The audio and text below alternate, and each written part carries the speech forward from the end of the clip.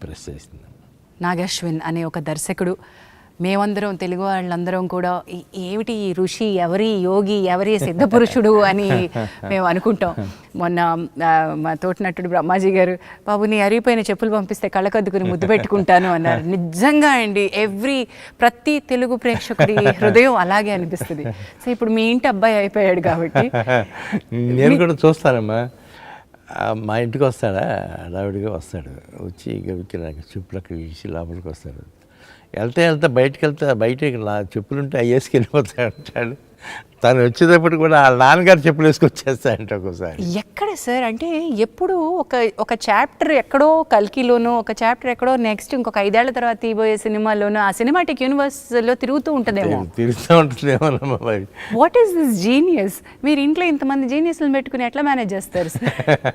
మీ బలం ఏంటి? మీరు నా జీనియస్ అనేది నా రోజుల్లోనే అయిపోయి ఉంటుందేమో. ఇప్పుడు వీళ్ళందరూ జీనియస్లు చూస్తా ఆనందంగా గడుపుతున్నాను అనుకుంటారమ్మా. But I think credit Vinay గారికి ఇద్దాం. ఇంతమంది జీనియస్లు ఒక ఇంట పెట్టాలి అంటే అవునమ్మా, మీ జీవిత భాగస్వామికి కూడా ఇవ్వాల్సిందే కదా. ఇవ్వాలి కదా.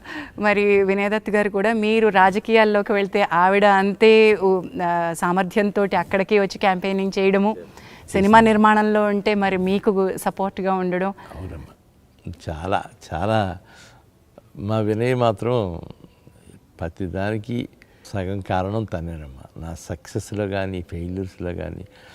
నేను ఫెయిల్యూర్స్లో ఉన్నానండి అన్నప్పుడు, ఏంటండి ఒక సినిమా పోతే ఇలా అయిపోతారు, పదండి ఇంకోటి సినిమా తీయండి తొందరగా వెళ్ళండి అనేది.